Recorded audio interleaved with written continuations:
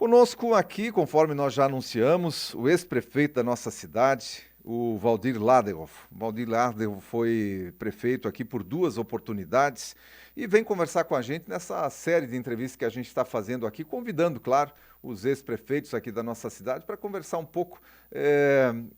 O objetivo é o que nós estamos colocando aqui no tema da enquete.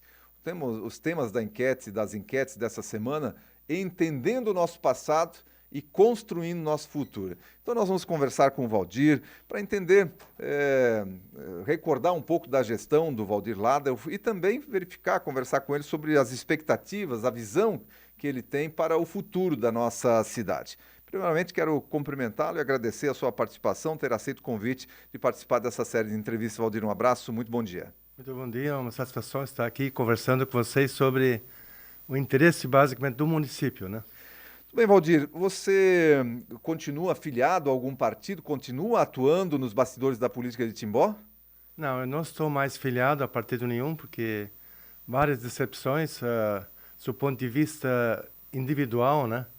E lógico que no bastidor a gente sempre imita as opiniões, faz com que as pessoas entendam, compreendam um pouco mais a importância da política, das pessoas que são escolhidas, porque hoje é importante a gente estar atento ao perfil da pessoa, a sua história, a sua convivência com as pessoas, de fato, o interesse dele basicamente pelo coletivo.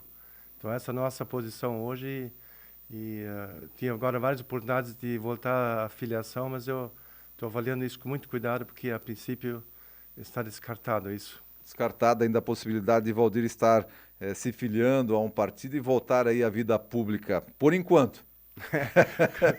Como é normal na política, você dizer que não, depois passa a acontecer, então, Por enquanto, a né? princípio nós temos outras prioridades. Muito bem, Waldir, vamos falar um pouco lá das duas gestões que você esteve à frente aí da Prefeitura Municipal. O que mudou de lá para cá? Como é que você avalia aquela época em que você foi o gestor municipal? Eu sempre faço um comparativo do jeito que nós recebemos a prefeitura e o perfil que nós implantamos para gerenciar o município. Então, o que nós fizemos basicamente? Nós definimos as prioridades como a educação, o emprego foi uma das coisas principais e a saúde. Esse tripé foi nossa base. E daí se assessorar com pessoas da área, buscar basicamente técnicos. E se for um técnico e político, ainda melhor. Mas porque a forma dele agir, que às vezes facilita as coisas. Mas isso fez com que nós conseguíssemos mudar a linha de atuação no município. Se nós voltarmos, nós vamos perceber que na época o desemprego era muito grande. Nós repassamos mais ou menos 43 áreas para relocação e locação de empresas, que fez a grande diferença. Porque a partir da hora que a pessoa tem emprego, ela se vira, tanto na educação como na saúde. E isso foi a grande marca que nós tivemos com o avanço na educação, o avanço muito buscando o SEDUP, Escola Técnica, que eu também priorizava muito, porque você tem que formar as pessoas para ter mão de obra de qualidade, né? Então isso nós conseguimos na época, era a 7ª unidade do SEDUP do estado, que Timbó foi agraciado, não só Timbó, mas a região toda, né? Fomos atrás da universidade, que depois, hoje nós temos alguns problemas com isso. Na questão de saúde, levamos os postos de saúde para todos os municípios, o posto avançado de Dona Clara, que até hoje ainda me parece que consta como... E conseguimos implantar, acho que 18 especialidades médicas na rede pública. E não se agendava, por exemplo, a consulta nos postos de saúde. A pessoa ia lá e ia ser atendida. Então, não se precisava, vamos supor, dizer, acho que eu vou ficar doente, né? Para depois, para agendar ou antes de agendamento. Então, isso foi bem importante e nós criamos também nós chamamos de gatilho. Por exemplo, a partir da hora que não tivesse o atendimento suficiente pelo SUS, a prefeitura, cada vez que atingia um número X de represamentos de atendimentos, nós contratávamos o serviço fora de terceiros. Para isso, né, foi criado aquele consórcio da saúde que facilitou e que reduziu bastante os custos desses serviços que foram criados, né? Certo. O Valdir esteve à frente da nossa prefeitura de 97 até 2004, né? Foi empossado em 1º de janeiro de 1997 e aí ficou aí até o final do ano 2004. Ou seja, fez 2 mandatos e depois ainda fez o seu sucessor, que foi o Oscar Schneider. Nesse sentido, foi uma gestão reconhecida pela população. Eu diria se na época talvez pudesse ser candidato na terceira vez, talvez seria a melhor eleição para mim, pelo resultado que a administração trouxe. Pela forma de lidar com as pessoas, por exemplo, se nós olharmos um comparativo pessoal de cada prefeito, cada um tem seu jeito, cada um tem sua prioridade, mas nós prezamos muito mais pelo profissionalismo. Nós não distinguia, não perseguia pessoas, porque nós sentimos na carne isso, como é ruim. Se tem um prefeito que te persegue, te bloqueia tudo, é um preço que nós pagamos por estar na política e depois conciliar a nossa atividade profissional, que é muito difícil. Então, hoje a gente tem esse entendimento que, nessa função que nós somos hoje, a gente não pode estar na política, lamentavelmente, porque algumas pessoas não têm clareza da importância da política e também da atividade profissional individual de cada um. Então nós... Você está falando aqui principalmente em função de você atuar na área de imobiliário, no ramo imobiliário e também conciliar isso com a área política. As pessoas acabam sempre ligando aí, fazendo... E tem outra situação, por exemplo, eu vejo assim, como eu faço uma avaliação bem clara hoje, nós discutimos muito isso no nosso grupo de casais da igreja, onde quando a gente coloca, tem que pessoas, elas não procuram crescer por suas ações, por suas qualidades. Elas querem crescer destruindo alguém. Então, é lamentável que isso é o grande problema hoje do país e até do mundo. As pessoas não conseguem se conciliar, não conseguem juntar esforços para fazer melhor para as pessoas, para a sua cidade, né? A gente fala que hoje existe polarização, mas pelo jeito essa polarização e essa coisa de ataque às pessoas e não isso já não é de hoje, né? A gente vê hoje, por exemplo, um governo que o que tem feito de melhor é falar mal do governo anterior. Então, nesse sentido, a gente precisa evoluir muito, né? Porque os partidos, os governantes precisam entender, de acordo com o que eu entendi da tua fala aí, de que precisam trabalhar e crescer pelo seu próprio esforço, pelo seu empenho, e não trabalhando na imagem do anterior, do antecessor, enfim. Me parece uma certa lógica isso, né? Então, eu tive a oportunidade de ir para o Canadá e para os Estados Unidos, a gente percebe que os municípios não têm partidos que governam. São pessoas eleitas através de conselho, aí não tem esse fanatismo de perseguir isso, ou não atender esse. Então isso é bem interessante para nós, falta maturidade. A nossa cultura, por exemplo, ela é muito individualista ainda, ou muito de grupos, né? Então, a partir da hora que por exemplo, dentro do partido, do meu partido na época, eu tinha vários adversários mais ferrenhos que os próprios adversários. Dentro do próprio partido? Do próprio partido, é porque eu não obedecia, ou porque eu não fazia algumas coisas históricas que eles queriam, ou não vou me atender porque esse adversário.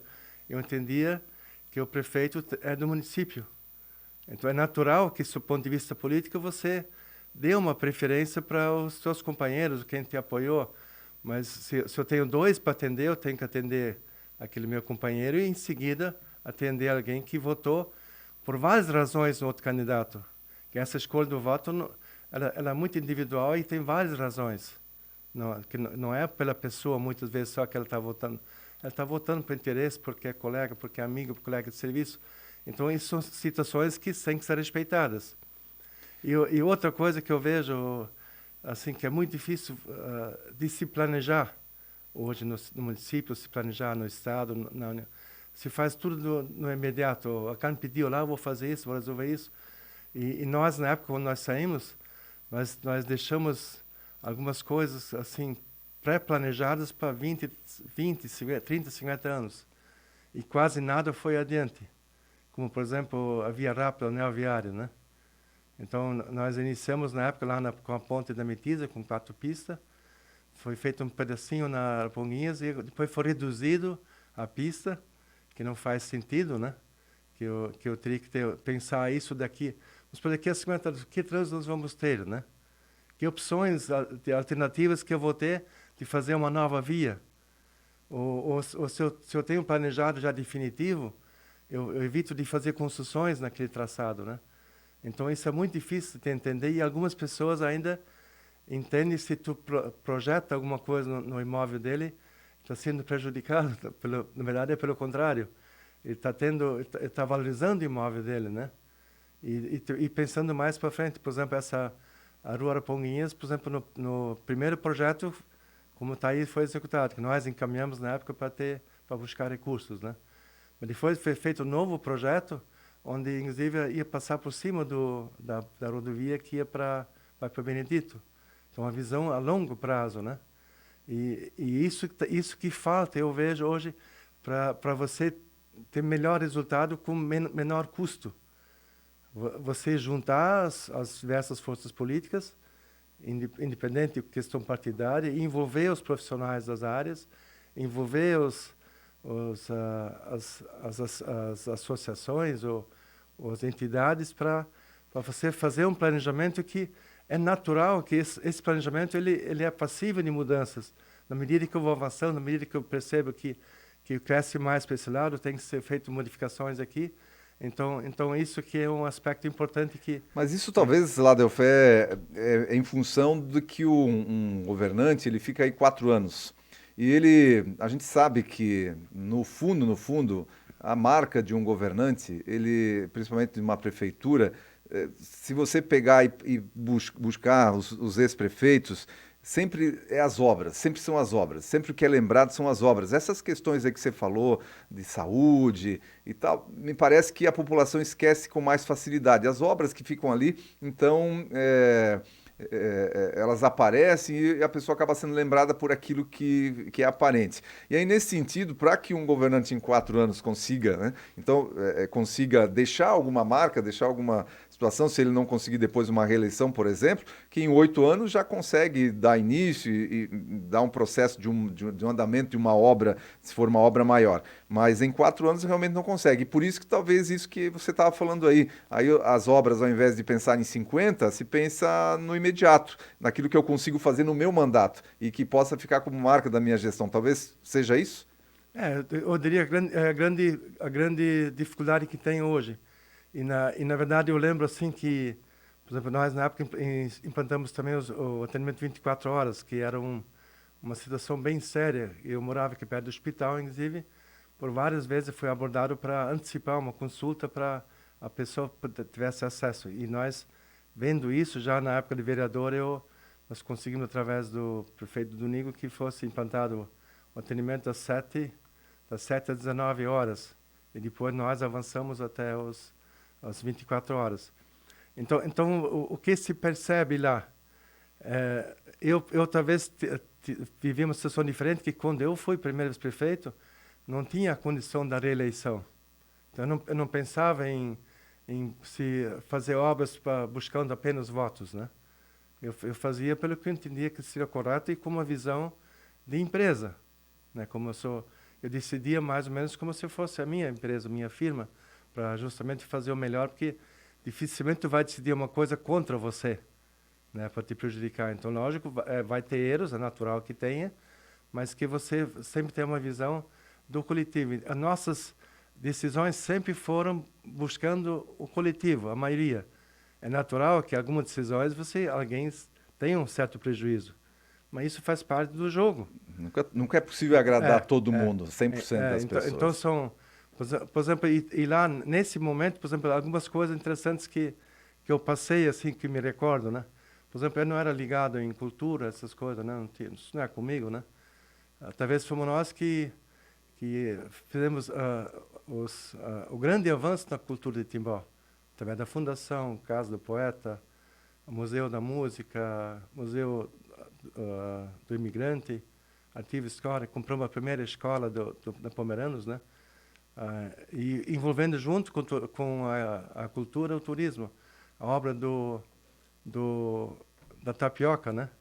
A primeira obra público-privado, onde a pessoa não colocou dinheiro, e em vez de gastar dinheiro de manutenção, ele acabou a arrecadar impostos Então foi uma inversão de valores que trouxe resultado efetivo, né? Então, vamos supor, nós tivemos algumas ações que não foram populares, por exemplo, a questão do saneamento, a questão do lixo. Hoje, o consórcio que nós criamos, a opção de pegar de volta o tratamento da água, distribuição da água da Casan para o Samay, nos custou caro. A imposição da mudança de transporte coletivo.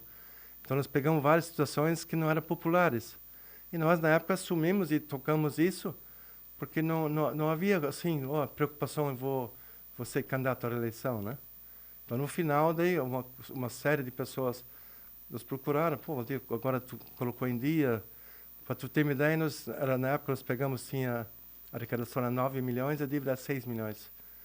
Nós chegamos a um ponto de quase desistir. Você não sabia como fazer frente às dificuldades. Então, havia necessidade de fazer um rompimento do sistema, como era feito.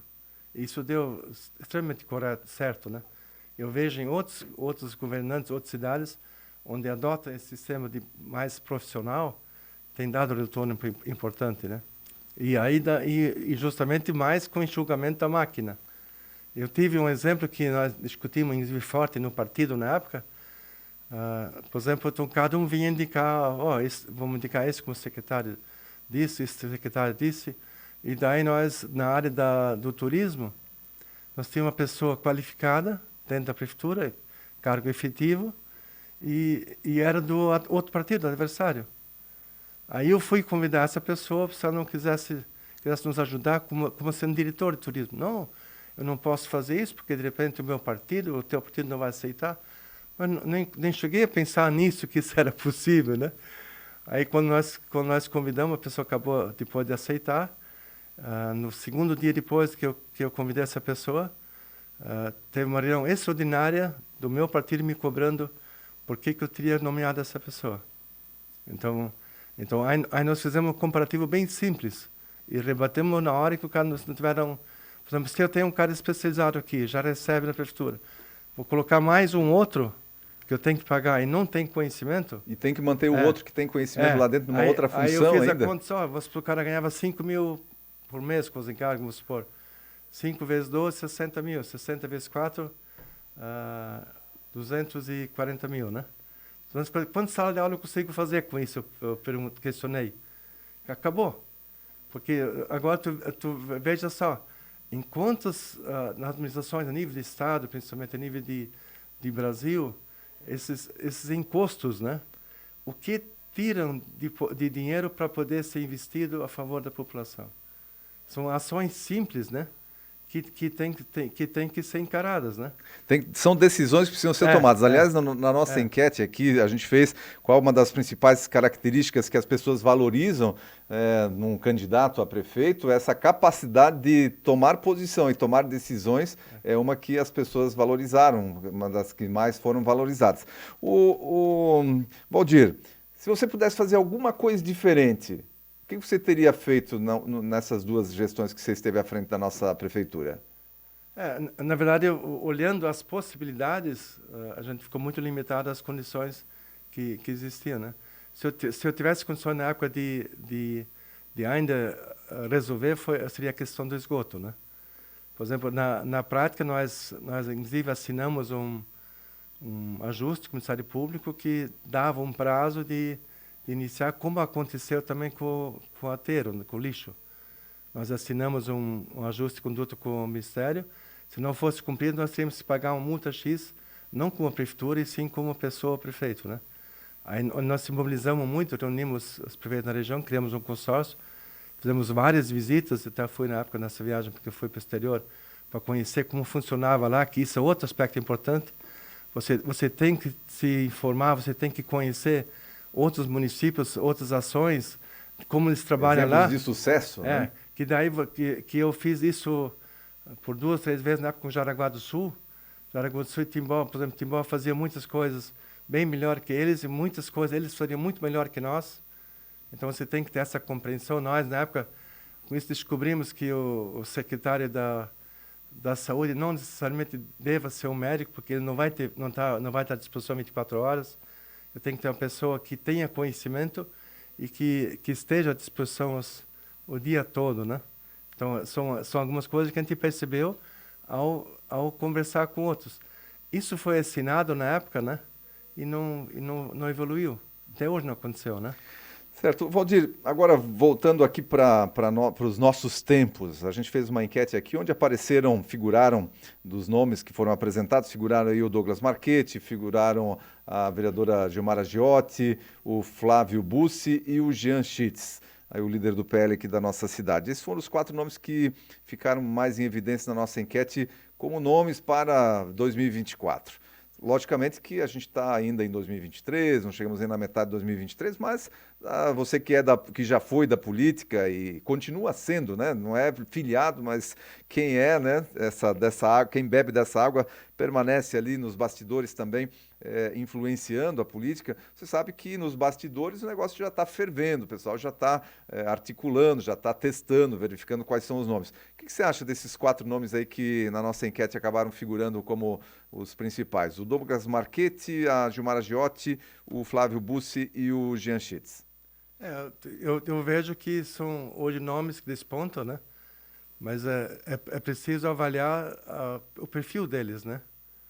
Então, eu posso imaginar que dentro deles tem nomes talvez em condições de ser um bom prefeito. E tem outros que também que já estão viciados, né? Que estão num sistema já que certamente não vai mudar nada, né? Então, isso tem que ser avaliado bem e talvez devem surgir outros nomes, que é possível, né? Que também se vislumbra que algumas pessoas estão articulando por fora para ver o que acha, se vão apoiar isso, não apoiar isso. Inclusive, eu tinha várias conversas já inclusive com pessoas interessadas pelo bem do município. O que vamos fazer agora, né? Com quem nós vamos? Então, isso acho que vai ter uma característica um pouco diferente essa eleição, onde pessoas, lideranças vão se unir a favor de alguém, acreditando mais nessa ou naquela pessoa, né? Porque dentro dessa linha eu até esse dia estive no aniversário onde as pessoas me cobravam, pô, tu tem que voltar a ser candidato pela tua linha de atuação. Na época tu tinha a situação quebrada, agora os municípios receberam tanto dinheiro, imagina isso na mão de uma pessoa que tem uma visão diferente, não sei o quê. Mas por que vocês não vão, né? Eu disse para eles, né? Mas tu vê como é que eu vou me expor, os caras vasculham a vida toda, a gente vai pagar pelo que fez e que não fez. Esse é o preço da política, né? Lamentavelmente, né? Não se olha só as coisas boas e se inventa em cima disso até, né? Então se colocou essa condição. Mas nós temos que se envolver. Eu disse, concordo, nós temos que se envolver, não podemos ficar no muro, né? Mas na prática o que acontece hoje? A Maria fica no muro para depois bater a foto, para estar de bem, quando precisa de alguma coisa, né? Então, eu vejo natural hoje, nós dois somos candidatos, você ganha, eu quero o bem no meu município. Eu não vou trabalhar contra você, né? Teria que apoiar. Mas hoje a grande maioria não pensa assim. Pensamentos que são da área política, né? E o povo é muito pouco informado, eles não sabem, na prática, nem o que está acontecendo. Eu percebo quando converso com pessoas, tem situações do município que aconteceram, mas não sabia. Então, eles votam por votar e depois deixa acontecer, né? A qualidade do voto e a informação é necessária para tomar decisão. E nessa questão da informação, se nós olharmos para a mídia nacional, a grande mídia, ou até a mídia local, em algumas situações, ela é submissa ao que recebe. Então, vamos supor, hoje, nessa eleição passada para presidente da República, isso ficou tão evidente, né? Que tinha empresas de comunicação que estavam totalmente comprometidas, que só divulgavam um lado, né? Demonizaram um lado, não olharam, não fizeram a divulgação real, de fato, dizer os fatos que aconteceram, que é verdadeiro, né? Só falaram de um lado, né? Só de um lado, então isso, por exemplo, a gente percebe que tem pessoas que normalmente têm acesso apenas a um canal, coisa assim, né? Então, para eles, o que eles ouvem passa a ser quase que verdade, quase que né? verdade. Valdir, eu quero agradecer a tua participação, está muito bom o nosso papo, mas nós já estamos chegando quase a meia hora de conversa por aqui. E agradecer a tua participação, bom conversar com você, bom a gente recordar um pouco aí da história do nosso município através das tuas palavras, das ações que foram implementadas lá nas tuas duas gestões e também entender um pouco mais até sobre o estilo de gestão do Valdir Ladelf. Quero agradecer a tua participação, muito obrigado mesmo. Eu agradeço e eu só quero enfatizar ainda que a pessoa que se propõe a exercer um cargo público, certamente todos eles fizeram algumas coisas boas, né?